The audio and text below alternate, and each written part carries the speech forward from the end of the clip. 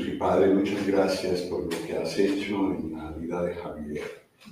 Gracias por su preciosa familia, gracias por su trabajo actual, gracias por las puertas que le has abierto a él y a los demás hermanos que trabajan allí en Salamanca y también en las diferentes oficinas en España. Sigue usando este medio, te rogamos, y gracias por bendecirlo en tantos países, en tantos idiomas. Y queremos alabarte a ti por esto y pedir que tú bendigas esta obra que tú estás haciendo por medio de los cursos en Cataluña. Pedimos que esta nueva oficina puedas tú prosperarla, guiarla y usarla para la bendición de muchos. En tu mano encomendamos a nuestros hermanos que se ocupan aquí en Cataluña, Gustavo y Esther, con los cursos, bendícelos, ayúdales, dale sabiduría, las palabras que necesitan para ayudar a los estudiantes. Bendice este ministerio, te rogamos. Muchas gracias. Nos encomendamos a ti, nos seguimos encomendando a ti, por medio del Señor Jesús. Amén. Amén. Quiero aprovechar que hay dos cursos hechos.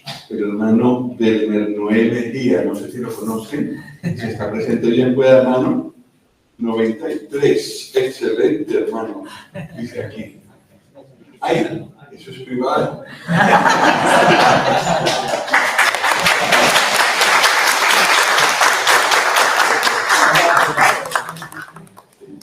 Y la hermana Ana Noemí López, que es la esposa, no está aquí, entonces, por favor, hermano. Ah, está escuchando.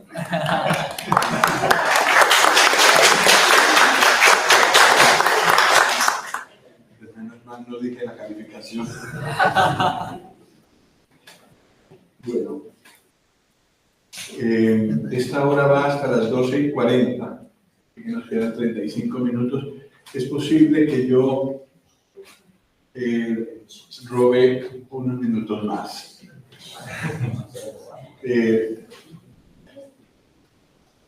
Sí, no se puede todo.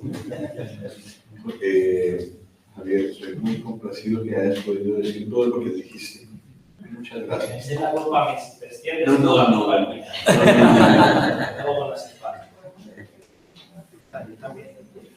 Yo también. Bueno. Si no, vamos a evitar que te cortes las venas, claro.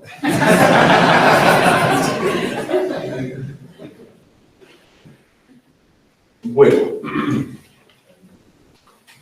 vamos a pasar al otro extremo de acciones extremas como cortarse las venas a mansedumbre y humildad. Cosas muy difíciles de aprender. ¿Qué es la mansedumbre? A ver qué dicen los que no tienen nada que ver con la escritura en Wikipedia. Mansedumbre es la virtud que modera la ira y sus efectos desordenados. Es una forma de templanza que evita todo movimiento desordenado de resentimiento por el comportamiento de otro. Así, con esa medida, juzgan los no creyentes a los creyentes. ¿Y qué pueden decir de ti? ¿Eres manso? ¿Eres mansa? Carlos Villamil, ¿eres manso? No respondas, él está bien.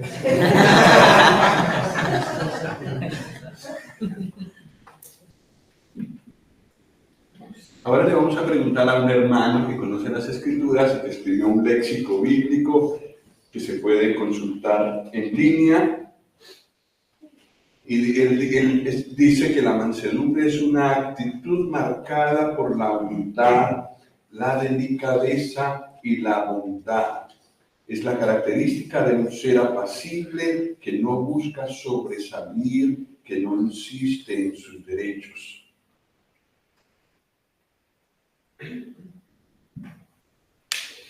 Él dice que en este mundo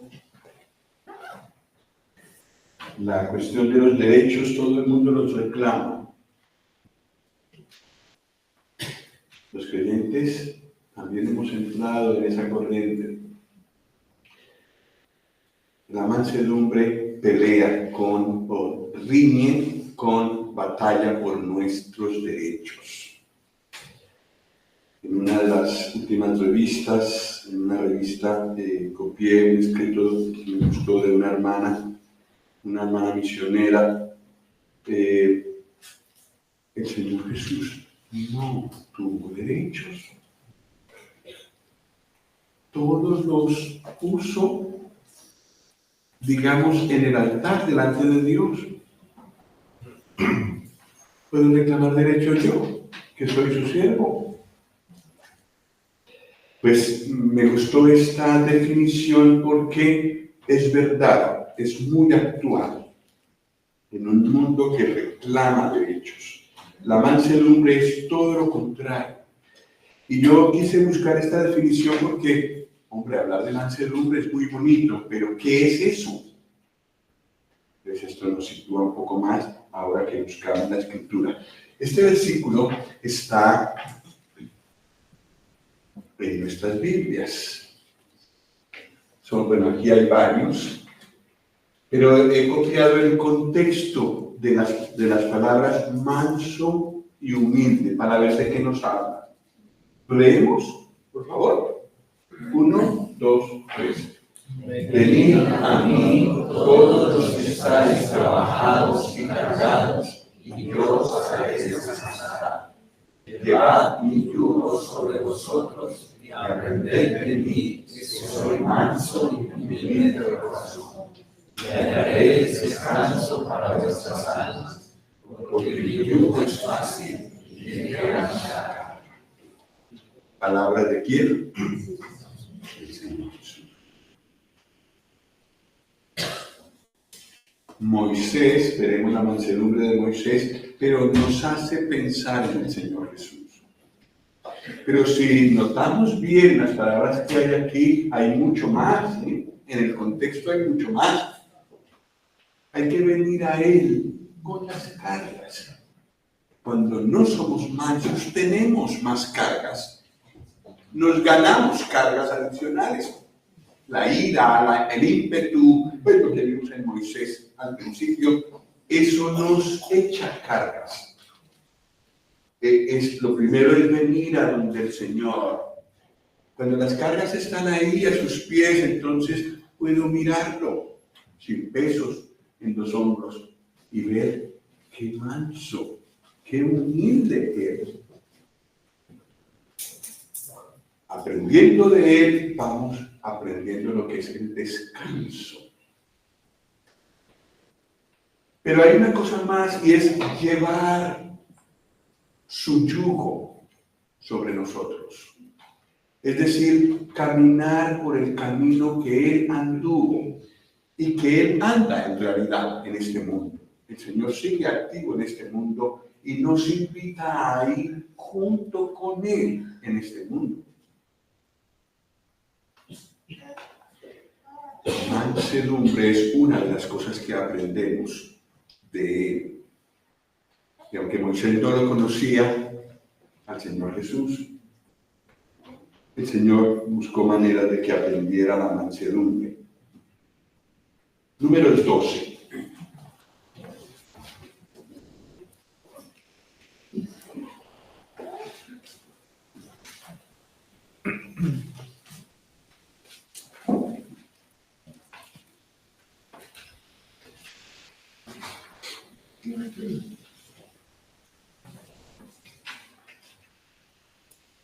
Vamos a empezar solo con el versículo 3.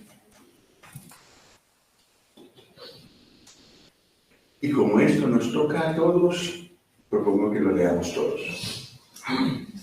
Números 12, versículo 3. 1, 2, 3. Y aquel varón, Moisés, era humano manso, más que todos los hombres que había sobre la tierra. ¿Qué tal esto? Como para decir, de todos los que hay en este local reunidos, ¿quién es el más manso? o mansa.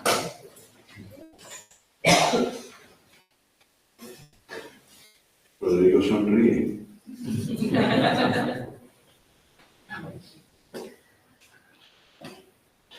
Pues lo que hayamos pensado en cuanto a esto es a donde el Señor nos quiere llevar. Si hay vacíos todavía en nuestra mansedumbre, el Señor quiere llevarnos por ese camino, para que se diga después que de los más mansos que hay en este local soy yo.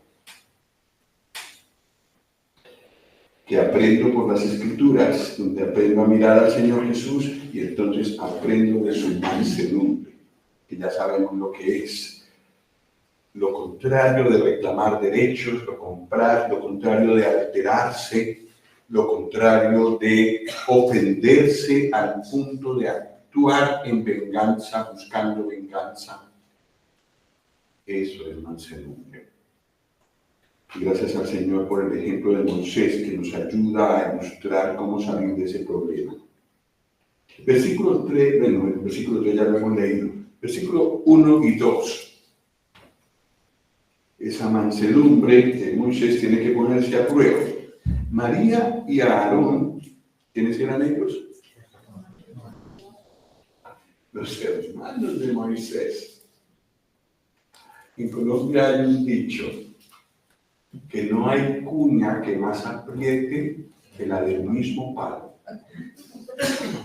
No sé si se dice aquí eso, si se entiende, si hay algún equivalente en francés.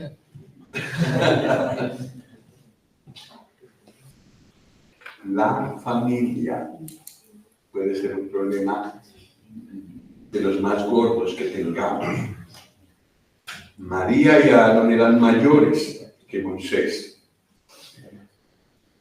Y aquí vuelven a lo natural. María y Aarón hablaron contra Moisés a causa de la mujer cusita que había tomado. ¿Por qué él había tomado mujer cusita? Entiendo que es de Etiopía. Y dijeron, solamente por Moisés ha hablado Jehová. ¿No ha hablado también por nosotros? Y lo oyó Jehová. Un comentario salido de tono, llevado por la ira de María y de Aarón, que se ponen de acuerdo contra el que el Señor había elegido. Y lo oyó el Señor. Yo creo que esto pasa mucho cuando hacemos algo contra un creyente. Saulo, Saulo, ¿por qué me persigues? Dijo el Señor Jesús a Saulo. Y Pablo no iba por el Señor Jesús, no estaba persiguiendo al Señor Jesús en persona, estaba persiguiendo a los suyos, pero como si se lo hubiera hecho a él. Tenemos que tener cuidado de lo que hacemos con un creyente, porque el Señor oye. ¿Qué hizo Moisés? Versículo 4. ¿Quién habla en el versículo 4? El Señor. Pero Moisés responde algo que te acaban de decir. ¿Solamente por Moisés ha hablado Jehová? ¿No ha hablado también por nosotros? Moisés es contigo. Esto hace una persona mansa, no responde inmediatamente. Quizás siente el dolor, por supuesto, pero se queda callado y lo deja con el Señor. Eso hizo Moisés. Entonces es el Señor el que habla, versículo 4.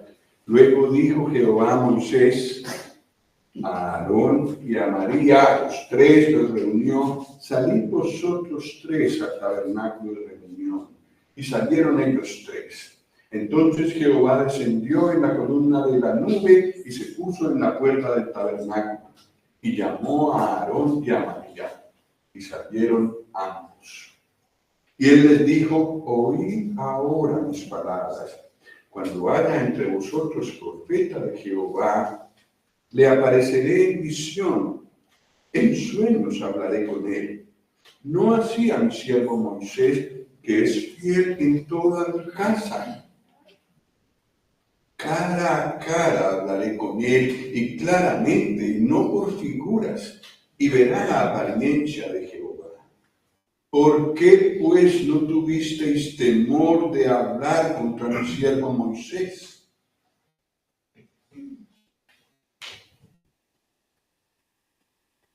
El Señor escuchó y habló y actuó, ya lo veremos. Es el Señor el que defiende a Moisés, digamos así, el que vindica, el que pone en su lugar a Moisés delante de María y Aarón. Pero lo que para nosotros aprendemos, ya que somos alumnos de mansedumbre, es cómo reaccionar ante la crítica. Lo que tenemos que hacer es no hablar en primera instancia para defendernos, comunicarle el asunto al Señor, esperar a que se me pase lo que me haya causado la ofensa, esperar en oración y a lo mejor ni necesito hablar. Moisés no necesitó decir absolutamente nada. El Señor puso las cosas en su sitio. Vale la pena ser manso. Sobre todo porque ¿qué hizo el Señor Jesús cuando había tal contradicción de pecadores delante de Él para condenarle? Tuvieron que rebuscar mentiras, pero las encontraron, porque las mentiras son fáciles de encontrar. Juicio amañado, injusto, palabras de Pilato, muchas cosas escuchó el Señor, contradicción de pecadores, dice Hebreos. ¿Qué hizo él? Comentó la causa que juzga justamente. Callado. Los hombres escucharon muy poco, solo lo que les bendecía. En cambio, en oración, dice Primera de Pedro 2, encomendaba la causa al que juzga justamente.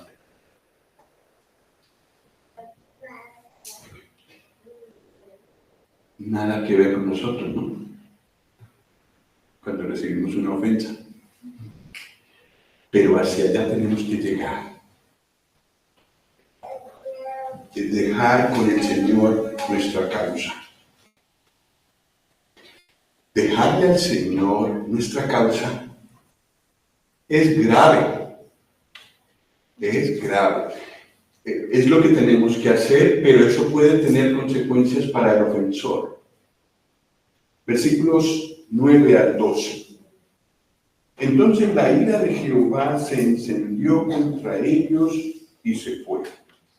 Y la nube se apartó del tabernáculo, y he aquí que María estaba leprosa como la nieve. Y miró a Aarón a María, y he aquí que estaba leprosa. Versículo 11, y dijo a Aarón a Moisés: Señor mío, no pongas ahora sobre nosotros este pecado, porque locamente hemos actuado y hemos pecado.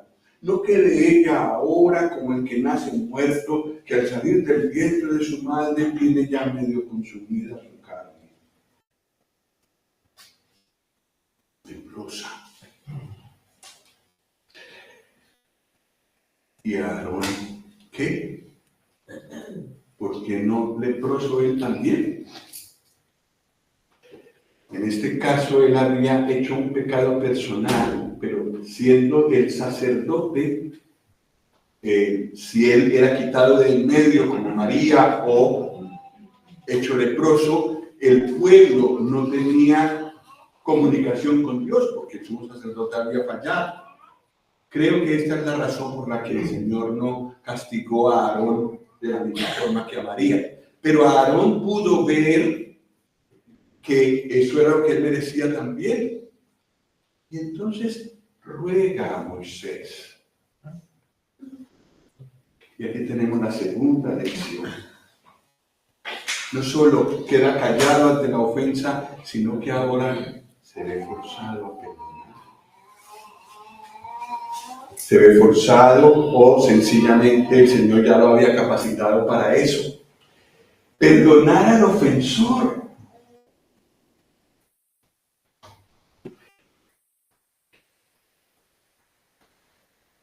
Eso es muy difícil.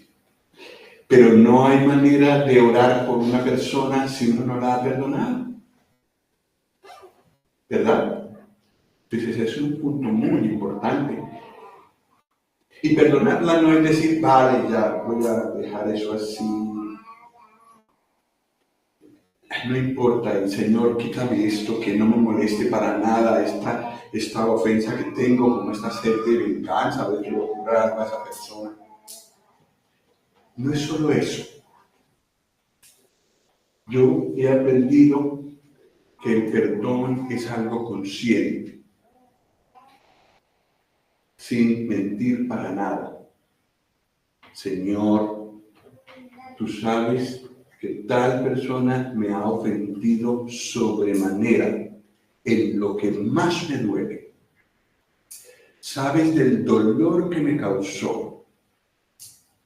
Y Señor, sabes que en mi naturaleza nada más yo desearía que a esa persona le ocurriera lo peor.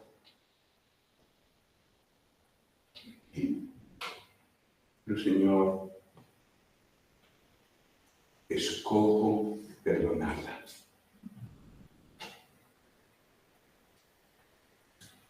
Sus malas palabras, sus calumnias, sus artimañas, todo lo que ha hecho contra mí, escojo perdonarlo. Etcétera. Estoy ofendido con justicia, pero Señor, escojo perdonar a esa persona. Quizás no inmediatamente, pero entonces puedo orar por esa persona después de eso. Normalmente cuando uno es honesto en su dolor por una ofensa que ha recibido y lo lleva en oración al Señor, el Señor nos alivia esa carga, ese deseo de venganza que tenemos. Y podemos después de un tiempo orar por esa persona. Y hasta podemos hablar con esa persona como si no hubiera pasado nada.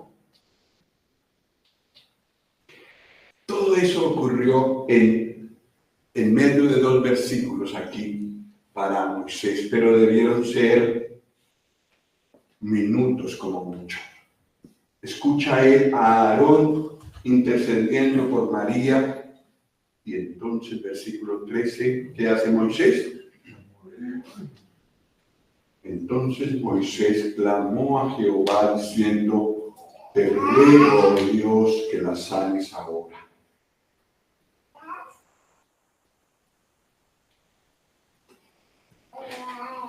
No ha abierto su boca hasta ahora después de la ofensa. Ahora la abre para orar por la ofensora.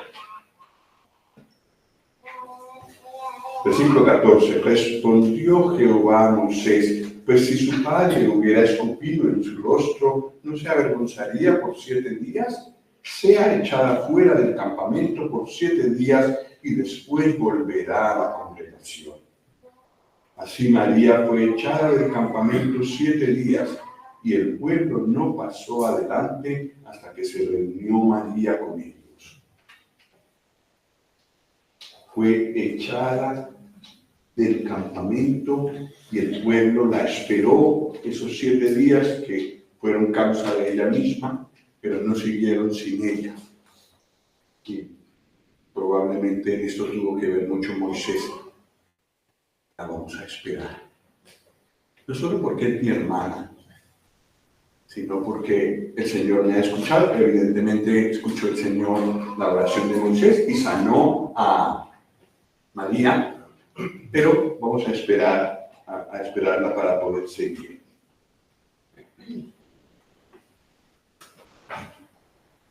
Mansedumbre. Y un pariente de la mansedumbre es la humildad. Y hemos hablado mucho de la humildad de Moisés respecto al Señor. Y eso es, digamos, un poquito más fácil de aprender, porque al fin y al cabo el Señor es grande, se manifiesta de grandes maneras. Es más difícil la humildad de Moisés ante los hombres. La humildad que el Señor dice que tengamos unos con otros. Eso es más difícil. Pienso que por eso el Señor quiere que estimemos a nuestros hermanos como superiores a nosotros. Mi suegro decía que ese era el mandamiento más difícil de la Biblia. Estimar a mis hermanos superiores a mí. Pero si yo no considero a mi hermano así, entonces me es difícil humillarme delante de él, pedirle perdón, pedirle consejo.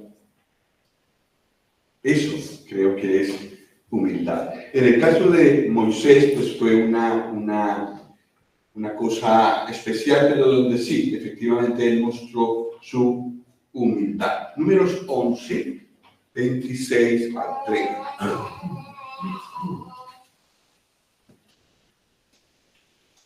Antes de leerlos, el contexto es que el Señor le ha dicho a Moisés que tome varones, que se pongan en cierto lugar, que el Señor tomaría el espíritu de Moisés y se lo daría a ellos para que le ayudaran en su tarea.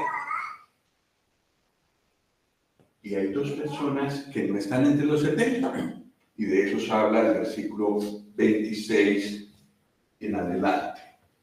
Y habían quedado en el campamento dos varones llamados, el uno Eldad y el otro Medad, sobre los cuales también reposó el Espíritu. Estaban estos entre los inscritos, pero no habían venido al tabernáculo. Vaya, eso hacía un número de 72. No lo entiendo, pero bueno, es lo que dice acá, estaban entre los inscritos. Y profetizaron en el campamento. Versículo 27. Y corrió un joven y dio aviso a Moisés y dijo: Eldad y Medad profetizan en el campamento. Entonces respondió Josué, hijo de Nun, ayudante de Moisés, uno de sus jóvenes, y dijo: Señor mío, Moisés, impídelos. Y Moisés le respondió: ¿Tienes tus celos por mí?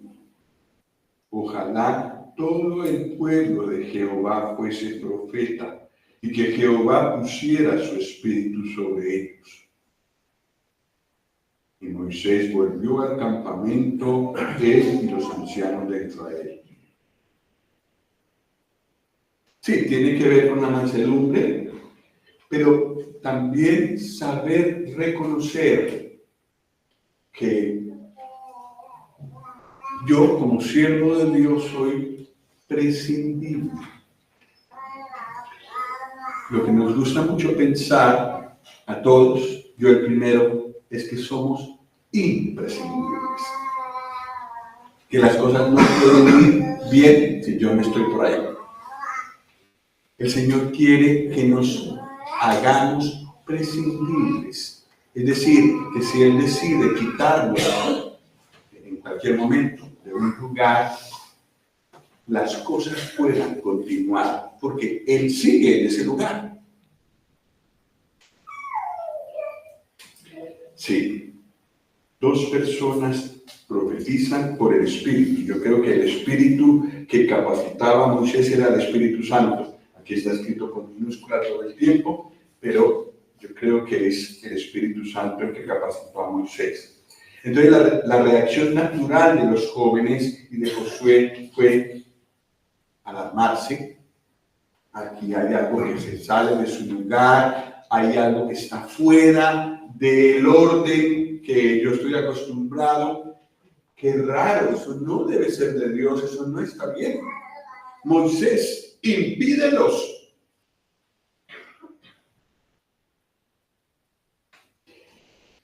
Esa es una reprensión que yo mismo he recibido algunas veces, sobre todo con hermanos que no se reúnen con nosotros.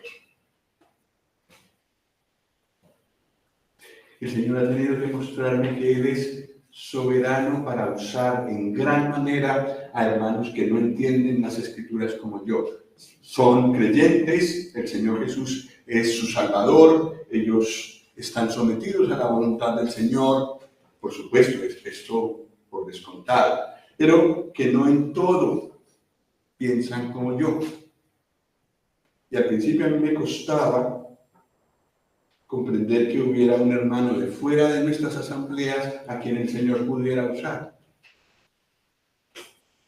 El Señor ha tenido que reprenderme por esto. Es el mismo espíritu que hay aquí. Nosotros y nadie más. El Señor es soberano y puede usar a quien Él quiere. Y yo debo someterme a la voluntad del Señor en cuanto a eso.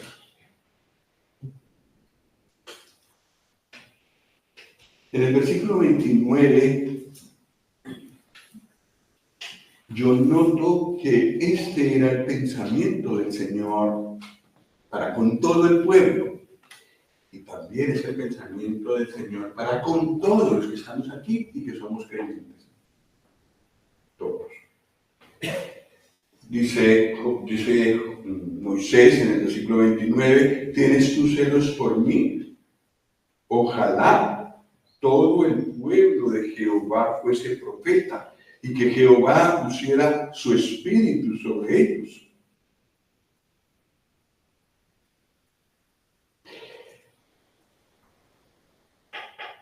El Señor siempre ha tenido esta intención, que cada uno de los miembros del pueblo tenga una función para la bendición de todos.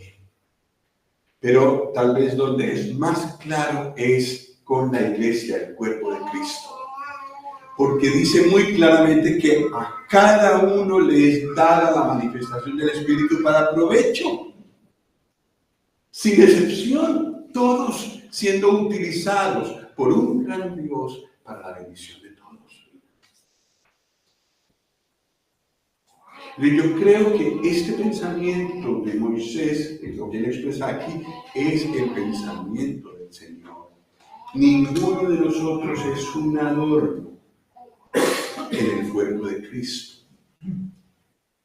Todos tenemos una función, y no la que me asigne el hermano tal o la hermana tal. Es lo que el Señor dice que yo haga. Y para eso yo necesito, cada uno de nosotros necesita comunión con el Señor y preguntarle a Él, Señor, ¿por qué me creaste? Y en segundo lugar, ¿por qué me redimiste? ¿Por qué me pusiste en el cuerpo de Cristo? ¿Qué es lo que yo puedo hacer, Señor, que otro no puede hacer porque tengo un lugar que tú me has asignado? Señor, lo que sea, lo quiero hacer. Y que todo el pueblo de Dios, todos los creyentes activos haciendo lo suyo, revolucionamos este mundo. Cada uno. El Espíritu de Dios, el poderoso Espíritu de Dios actuando a través de mí, a través de mi vida. ¿Qué resultado va a haber de eso? Hermanos, hermanas,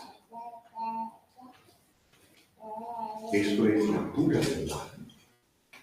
El cuerpo de Cristo está formado por piedras vivas, que se mueven, que crecen.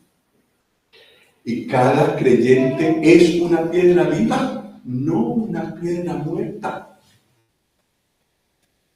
Así que ánimo, buscar en comunión con el Señor, Señor, ¿qué puedo hacer? Y si ya hago cosas para Él, Señor, ¿cómo puedo crecer o abundar en la obra del Señor siempre? como dice 1 Corintios 15:58. Que todo creyente sea usado por el Espíritu hoy. En el versículo 30, Moisés vuelve al campamento común y corriente. Lo que ha pasado con Eldad y Medad en el campamento no lo ha afectado para nada. No se ha sentido amenazado para nada. Él es un siervo como cualquier otro. Humildad. Que yo no brille, que yo no sea estorbo para ningún otro, que yo no estorbe sobre todo la obra de Dios en este mundo hoy día.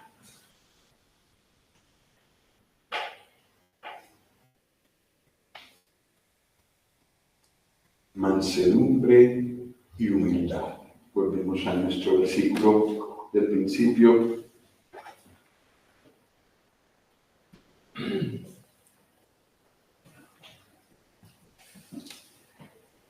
¿Lo leemos?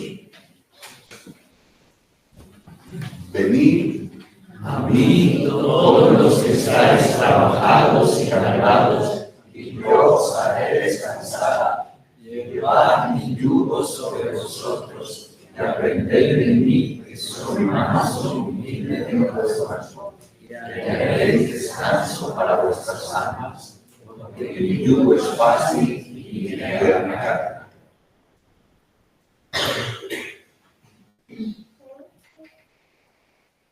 ¿Cuántas veces el Señor Jesús dijo, aprended de mí?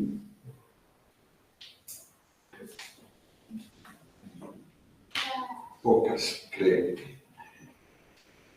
Hay muchas cosas que tenemos que aprender de Él, por supuesto, pero dos cosas que Él eligió en su currículo son estas.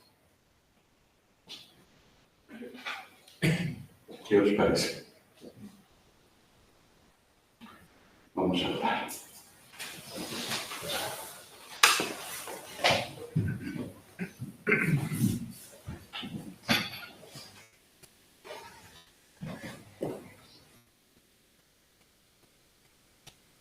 Dios y Padre, te damos gracias por abrirnos tu palabra y por mostrarnos estas dos preciosas virtudes del Señor Jesús a través de Moisés. Padre, queremos encomendarnos a ti para que en el mundo de hoy seamos nosotros los que mostramos la mansedumbre y la humildad de Cristo en este mundo, en los lugares donde tú nos has puesto. Dios y Padre, queremos rogar que tú nos ayudes también en cuanto al servicio,